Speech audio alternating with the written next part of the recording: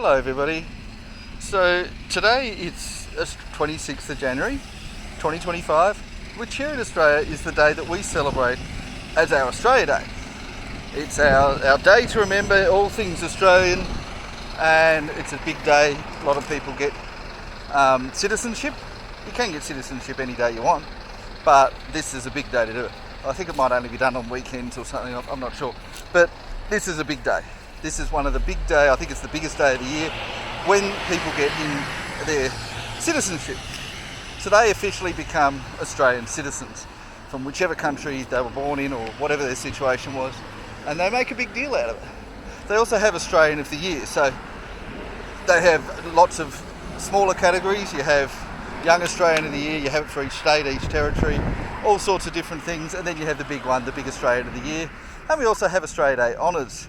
So this is a big symbolic day where we do a lot of things that we could probably do any day we wanted to, but we choose to do it on this day. And I think this is the case all around the world, where whatever their national day is, they use it as a day to make a lot of these symbolic announcements and these symbolic decisions that are quite important. So we need to have a national day. In fact, as far as I know, every country in the world has a national day, and some of them have more than one. I'm fairly sure that there are countries that have 3, 4, 5 days. Some of them have a whole national week. I know I've heard from my friends in Chile that they have 18, or the 18th, which is their day for their national day, but they celebrate it all week long. And a lot of other countries, like USA, they have July the 4th, that's their Independence Day, but they also have other days for Republic Day, for various other days. So us only having one day is pretty unusual, really. So most countries, for what their national day is, it'll be their independence. So that's the majority reason worldwide why you have a national day on the date that it is. But that's not the only day. There are other countries that say, well, this is the day at the beginning of their empire for their emperor or their king or queen or whatever their monarch might be. It'll be, and some places it's just their birthday. And so there's a few other days, because not every country has been conquered. Some countries have been independent for their entire existence, such as Ethiopia, for example, has never been conquered. They've never been colonised. In fact, they warded off all of their attempts to colonise them. Italy made a big attempt and they failed. So there are countries in the world that don't have an Independence Day.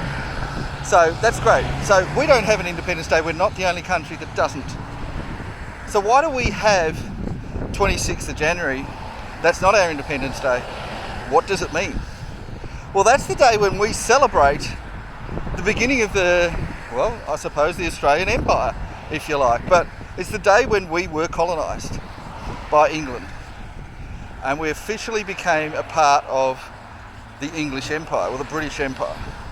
Now, I know there's a bit of confusion, there's a few different definitions, because England is a country, it still is. England is a country within Great Britain, within the British Isles, within the United Kingdom. And they mean slightly different things. But I just want to point this out. King Charles is our monarch, and he is the King of England. I think it might say England and Wales, but it doesn't say Britain, it doesn't say the United Kingdom. He's the King of England. So we are part of the English Empire. It's a bit confusing, but essentially right now, if you looked at the Australian political hierarchy, you might think, oh, our Prime Minister is the be-all and end-all. That's the equivalent of the President in USA, but that's not actually correct. The equivalent of the USA's President is King Charles. We then have a Governor-General who represents King Charles to Australia, and then below him or her, and I don't even know if they're a male or female or who they are, below the Governor-General is the Prime Minister. Now, for most intents and purposes, the Prime Minister does run everything, but technically speaking, the Governor-General can overthrow the Prime Minister. And that has happened once. I believe it was 1981 when Malcolm Fraser, who was then the Prime Minister, was removed by the Governor-General. And so the Governor-General can do that on his own He can just decide to do that at any stage, and he's only done it once as far as I know, but he could do it at any stage. And the king can also intervene. Now, until recently we had a queen, but it's whoever is the head of England. That's who we report to. So Australia is still a colony. We are not an independent country. We're a colony. And because of that, we have that hierarchy. Now, we are also still a country, but we are a federated colony. Now, the federation happened on 1st of January 1901.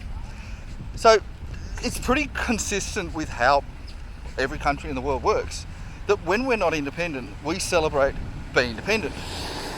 So different countries celebrate the conquest by whichever country it was that conquered them. So, I believe in India, when they were under British rule, they celebrated being under British rule.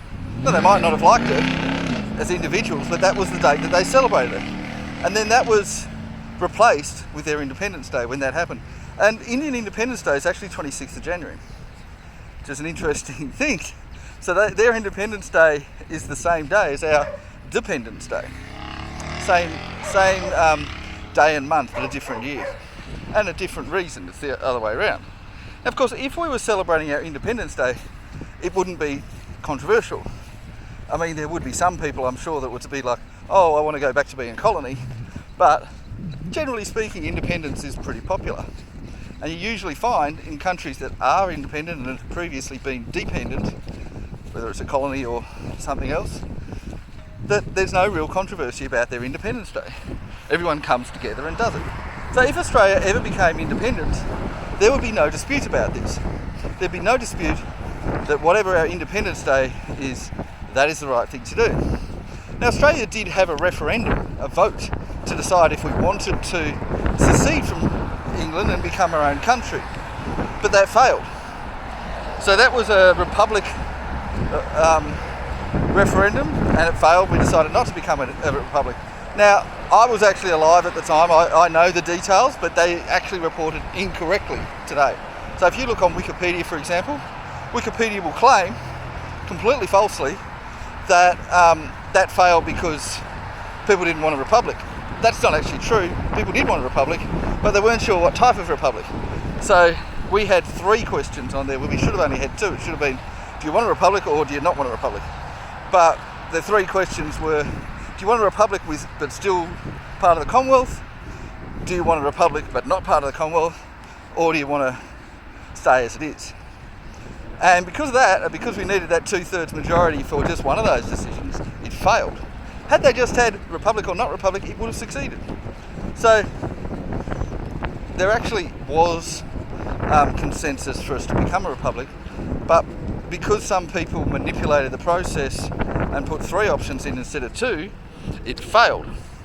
So because of that, we're stuck with that same Australia. Now, of course, we could have been celebrating our federation, which happened on the 1st of January. And there is a small celebration every year on the 1st of January. And some people say, well, that's Australia Day, that's the real Australia Day. But it's also New Year's Day. And I don't need to say New Year's Day is celebrated every country in the world. It's already celebrated here. Can't really do it. So why are people upset about celebrating a colony or colonisation? Well, I think in some ways it sounds wrong, because we don't want to be a colony. And then some people say, well, maybe we do want to be a colony. Now, I'm sure that other colonies around the world had that debate while they were still colonies, but then that debate ends once you become independent. And the majority view is actually that we want to be independent. But it's also that, well, it's too much of a hassle. Because when we tried to do it, and we had a big try in the 1990s, I can't remember which year, but we tried really hard to get it, and some political manipulation made it 3 choices and then it failed.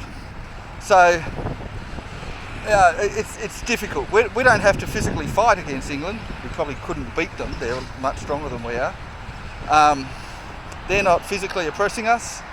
They're letting us have pretty much what we'd have as an independent country anyway, just without the word. And we also get the protection of the Commonwealth. And that protection of the Commonwealth is actually quite handy when we have, for example, right now, USA are putting a lot of pressure on us. And they make us do things that we don't want to do. And we don't want to have that. Now, the British aren't really doing a lot to stop it, but in theory they could. And equally, if, let's say, China wanted to invade, there would be some opposition from the United Kingdom. And, I mean, it still might happen, I think it probably would, but I don't think that the United Kingdom could stop China. And I also don't think they could stop USA. That's why most military analysts say they're the two greatest threats to Australia, is USA and China. They both want Australia for themselves. And having United Kingdom technically owning Australia doesn't really stop them. And it's really a matter of which one came first. We wouldn't even fight that war, either of them, because we'd have no chance whatsoever. And if we try to fight it, we'd just all die. The one that we would fight is Indonesia. That's the third biggest threat to Australia. Indonesia also wants to take over Australia, but we would have a chance against them. I know they're bigger, they're a lot bigger, but they're also not as strong as us, and we'd probably fight that one out. We'd probably have an actual war. And I think, it's 50-50 whether we win or not, but I think there's a decent chance we would win. And USA and England might help us. So, all in all, while most people want to become independent in Australia, they can't be bothered. So we remain dependent. Now, should we be celebrating a day in which people were killed? Well, no. But that's not what we're celebrating. We're not celebrating the murder that happened to have happened on that day. We're celebrating the colonisation and the dependence on Great Britain. Now, I think the majority view is actually we don't want to become a part of Great Britain, but it's also, we have to kind of have that day because it's required. It's a requirement of being a part of the Crown of England. And the alternative to that is to be independent. So while we are a part of the Crown of England, we have to have that as Australia Day. Now, if we ever become independent, we will pick whatever day is our independent day. But we are not independent still. So, we might never be. Had that republic succeeded in whichever year it was, 93 or 4 or whichever year it was, had that succeeded, and hopefully we would have picked a day that wasn't 26th of January, but whatever day we picked, that would have been our Independence Day and that would have become our Australia Day. And that's the solution. We cannot have a different day without being independent and without having either a referendum or some way to kick the Brits out. And the problem is, I think that right now, with the pressure from USA to do whatever they want us to do, and we've seen it depends on the president as to how much they force us to do that. Barack Obama was a bad one that forced us to do all sorts of terrible things, as was George W. Bush. But Trump and Biden don't really do very much in that sense. So we've had it a bit easier in the last 8 years or so since Obama left office. So it's not as bad, but it's still, we don't want to be a puppet to USA. We want to be independent from them. And we're more worried about USA than we are about England. So while USA have that threat over us, we probably aren't going to want to be independent. Because if we become independent, what will actually probably happen is then USA will make us one of their states. And without England to stop them, that would just happen. And if they didn't do that, it would only be because China has decided to conquer us. And if that didn't happen, it'd only be because Indonesia's declared war against us. So it's because we're a really small country and we can't fight against, well, we can fight against Indonesia, but we can't fight against either USA or China, and they're both interested in us, roughly equally. We need that protection, or we feel we need that protection. We need some sort of protection. And until we can sort that out, we remain dependent on England, we remain a federated colony, and this is the day we have to celebrate. Now, of course, I have also researched why Captain Arthur Phillip was killing Australian Aboriginals. Now, Australian Aboriginals regarded, well, they thought that white people were gods. Now, the reason they thought that is because Captain Cook told them they were. So, they're like, oh, you guys are gods, you're not people, you're spirit people. So they welcomed them. And they've been saying, oh, come in guys, come in spirit people, honoured spirits. And they welcomed them. But then Captain Cook opened fire, or Captain Phillip opened fire, not Captain Cook, sorry. Captain Cook didn't kill anybody as far as I know. And so they thought, oh, what have we done wrong? And they didn't fight back. And that's really the shame. It's not that they were colonised or lost a war. Arguably, that's okay, but they were tricked into thinking that these people were spirits and that they'd done the wrong thing and then got killed. And of course they weren't spirits, they were just people from another country that had a different amount of melanin in their system and were essentially the same sort of people. And that's a real shame, because Australia, as people may know, has a lot of dangerous animals. And when the Aboriginals first came to Australia, and they don't originate from Australia by the way, they come from a now sunken continent called Mauritius, which some people think was probably Kinmari Kendam, and that linked Australia to India. Some people went north to India and others went south to Australia, and the ones that came south to Australia had to fight off against megafauna. These were not just your scary crocodiles and such, which are scary enough as they are, but they were even worse then, and they fought them, they defeated them, and in fact all the big scary megafauna have been wiped out. So the Australian Aboriginals did that. So these were a fearsome, terrifying group who could well have defeated the English had they not lied to them and pretended that they were gods. So that's really quite worrying, and I think that's the problem out of it. It's not so much that they were killed, it's that they were tricked. And of course by the time that they realised that they weren't gods, well, it was a bit too late. And you had massive forces in there and so forth. And I mean, I suppose trickery by invaders isn't unusual. When the Spanish went to Mexico, they could never have defeated the Mexicans, but they got them to fight against each other and tricked them and manipulated them. Now, of course, even worse is that Phillip didn't do that deliberately. He wasn't the one that was pretending to be a god, that was Captain Cook. And in response to pretending to be a god, the Hawaiians killed him. And then Phillip thought, well, we got to kill them before they kill us. And Hawaiians and Aboriginals didn't even know each other existed. They were not the same group. Even though Hawaiians and New Zealanders were related, they're part of the Polynesians. New Zealand, even though it's quite close to Australia, didn't know that Australia existed, and Australia didn't know that New Zealand existed. Strange thing, they just didn't trade, they had nothing to do with each other. Australians were trading with Indonesians though, at least for 10,000 years, possibly 40,000 or more, and for most of Australia's existence. But Indonesians only knew about the north part. And other people had come to Australia well before Captain Cook did, but they didn't know it was one big country. They thought, oh, these are different places. And they even included Antarctica and thought Antarctica was part of Australia and so forth. So Captain Cook helped to map Australia. So to realise, oh, it's this big country and it's not part of Antarctica because Antarctica is separate. And he found a safe place to land. So because of all of that, it enabled Australia to become part of the world, rather than just only be the only people that really traded with them were Indonesians, and everyone else was a bit confused as to what they were. So it was a big step. Was colonisation a good thing? Well, I suppose we can look at countries or parts of the world that were never colonised. Well, Ethiopia is one, but there's also I think it's Sentinel, North Sentinel Island, just south of India. Well, it's technically part of India, but they're autonomous. They've never been colonised. They're still living as they did how many thousands of years ago, and they do not let people in. And had Australia not been colonised, that is technically what would have happened. But realistically, had Australia not been colonised by England, they would have been colonised by other countries, because there was a lot of colonisation going on. And what we might have seen is different countries all fighting for Australia in a similar way to how they fought for America.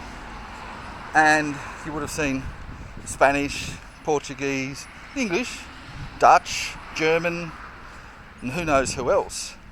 And they would have all taken bits of Australia and then fought amongst each other. And that might have been a lot worse. I don't know. It's hard to know. Maybe we would have ended up the same way as USA had that happened, and we would have formed our own country, and then that country would have then gone over and claimed all the other empires as well. Because USA started as just the English part of America, but then they ended up conquering all the other lands, including the lands that belonged to Native Americans. So, yeah. So we don't know, and look, I'm all for changing the date once we become independent, and I'm all for us becoming independent.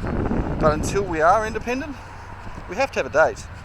And while celebrating colonisation might sound bad, it's really the only day we can have, because we can't have any other day unless we have an artificial day. We could have January 1st, but that's Australia. It's New Year's Day already.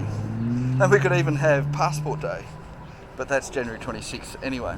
And I did propose at one stage we could have 29th of April, which is Botany Bay Day, but some people said, well, Captain Cook was actually an awful person too, because he convinced the Aboriginals that white people were gods, and that led to them being slaughtered. So even though Captain Cook didn't kill anyone, didn't hurt anybody, and were quite loved by Aboriginals at the time, in retrospect they've gone back and said, well, had he not tricked us into thinking that he was a god, then Captain Phillip wouldn't have killed us, and also we wouldn't have let Captain Phillip kill us. We would have fought back and known, oh, these are just ordinary people. So January 26th it is. And we do definitely need to have a national day. So whilst I think it's important to acknowledge the truth, I also think that some people who talk about acknowledging the truth, they do like to cherry pick which bits they want us to remember. And I think it is important to put it all into proper perspective. Anyway, that's it from me. Bye bye now. And happy Australia Day.